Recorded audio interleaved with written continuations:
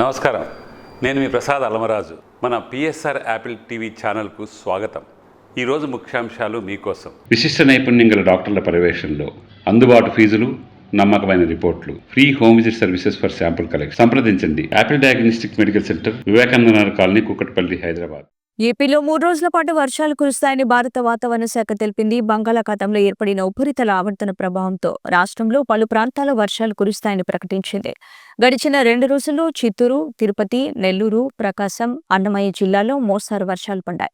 ఇక రానున్న రోజుల్లో ఈ జిల్లాలో వానలు పడతాయని తెలిపింది. ఉపరితల ఆవర్తన ప్రభావంతో ఉత్తర కోస్తా ప్రాంతంలో చలి తీవ్రత కొనసాగుతుందని ఐఎండీ వెల్లడించింది. మరోవైపు ఆంధ్రప్రదేశ్, యానాంలో దిగువ ట్రోపు ఆవరణంలో తూర్పు, ఈశాన్య గాలులు వీస్తున్నట్లు అధికారులు వెల్లడించారు. దీంతో ఏపీలోని పలు ప్రాంతాల్లో 3 రోజుల పాటు వర్షాలు కురుస్తాయని వెల్లడించారు.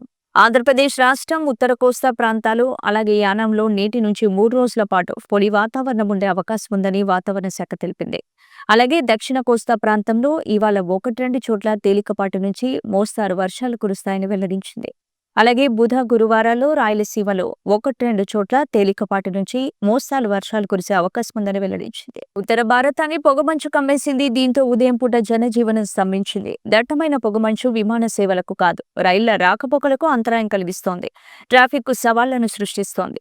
విజిబిలిటీ సరిగ్గా లేకపోవడం వల్ల భద్రతాపరమైన సమస్యలు తలెత్తుతున్నాయి. ఈ క్రమంలో భారతీయ రైల్వే కీలక నిర్ణయం తీసుకుంది. 2025 మార్చి వరకు ఉత్తర భారతదేశంలో ప్రయాణించే పలు రైళ్లను రద్దు చేసింది. ప్రమాదాలను నివారించడానికి, పొగమంచు సమయంలో ప్రయాణికుల భద్రతను నిర్ధారించడానికి ఈ చర్యలు తీసుకుంటున్నట్లు భారతీయ రైల్వే తెలిపింది. ఇక రాబోయే వారాల్లో ఈ రైళ్లలో ప్రయాణించాలనుకునే ప్రయాణికులు కలిగిన అసౌకర్యాన్ని ముందుగానే తెలుసుకునేందుకు రద్దు చేయబడిన రైళ్ల జాబితాను రైల్వే శాఖ ప్రకటించింది.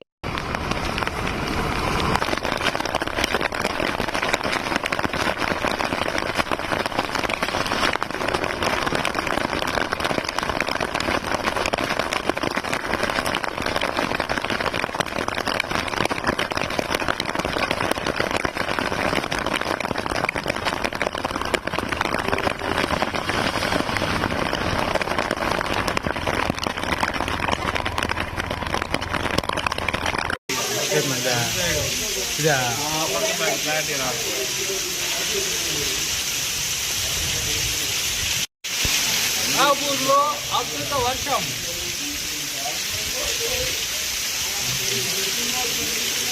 ఎండ రాపూర్ ప్రజలు